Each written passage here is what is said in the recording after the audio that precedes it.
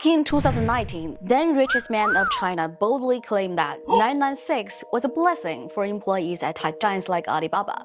While exhausted workers despised this grueling schedule, employers treated his words like gospel and made overtime as a default setting in the workplace ever since then.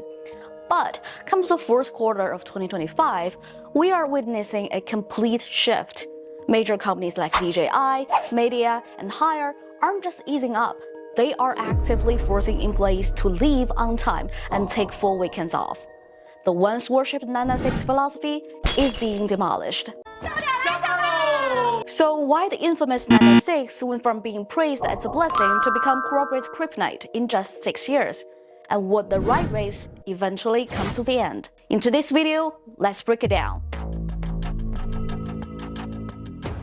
Well, companies are publicly framing their anti-996 as a worker-friendly move, and yes, it absolutely benefited employees.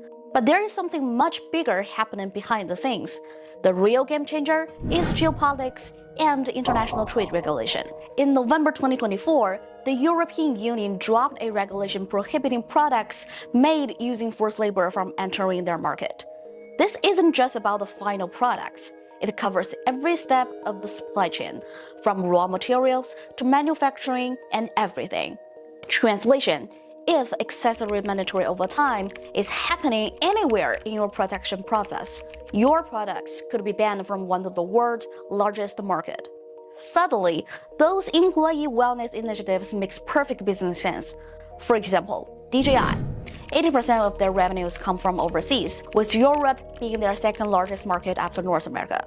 Miniso just opened their European flagship store in Paris, with dozens more locations spreading to major countries in Europe. When it comes to Haier and Media, EU is the second largest market of Chinese home appliance exports, which accounts for over 300 billion Chinese yuan in 2023. Plus, both of the companies have European subsidiaries they have acquired over years. They really cannot afford to lose this market.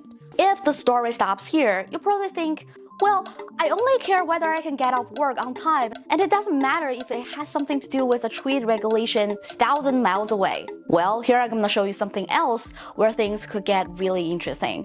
Let's connect some major dots that reveal a bigger geopolitical picture. Remember the Xinjiang cotton controversy? In 2022, President Biden signed the Uyghur Forced Labor Prevention Act, which explicitly called for coordinated action with U.S. trading partners to prevent forced labor throughout the global supply chains. Well, who's the trading partner? The European Union tops the list. What is a coordinated action? Developing mirror legislation can be an option. And guess what happened next? Just 6 months after this American legislation was signed, the European Union coincidentally approved their own parallel regulation banning products made with forced labor. In other words, it could possibly reflect a carefully orchestrated international pressure campaign using trade regulations as leverage. By aligning their policies, Western markets could create a powerful one-two punch that forcing major changes in labor practices worldwide. Well, I'm not being a conspiracy theorist, but just make a reasonable guess. But wait, does overtime really count as forced labor? Some media like Huxiu claim that any work beyond 8 hours a day or 40 hours a week automatically counts as forced labor under the new regulations. But I actually went through the entire regulation, so you don't have to, and that's not exactly true. The EU proposal doesn't establish any hard caps on working hours as automatic indicators of forced labor. According to the International Labour Organization standards that EU regulation is based on, labor force is defined as all work or service which is exacted from any person at the menace of any penalty and for which the person has not offered themselves voluntarily. In short, overtime itself does not equal to forced labor. But if the worker didn't genuinely consent to the work, or the worker faces penalties for refusing overtime, then it could be seen as forced labor. So same thing, companies like DJI aren't canceling 996 because they have already against this EU regulation. They are worried that sustained high-intensity overtime might be perceived as forced labor under the stricter international scrutiny, especially if employees feel pressured to comply. And that could lead to serious consequences in key export markets.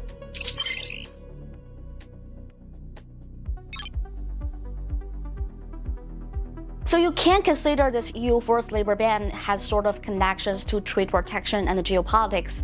But there is no doubt that releasing employees from excessively working overtime is really not a bad thing.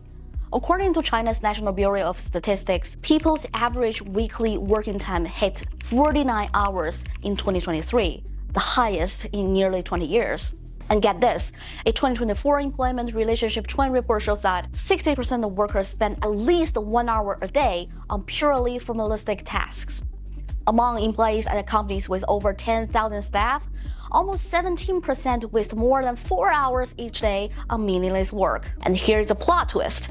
After DJI implemented their mandatory clock-out policy, something incredible happened. The average effective working time dropped 2 hours daily, but R&D output density increased by 15 to 18%. Turns out, when you know you can't stay late, you actually get more efficient.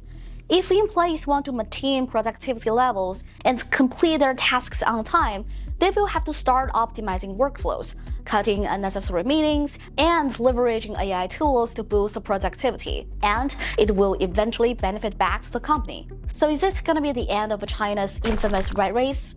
Or just a strategic business pivot? Well, the motivation might be profit-driven rather than humanitarian. The outcome for millions of Chinese workers remains incredibly positive. The bottom line is, no one likes 996 in the workplace, and we would love to see more and more companies catch up the trend and terminate the toxic work culture. If you like this video, please give me a thumbs up, and don't forget to subscribe to my channel so you don't miss our next video. See ya!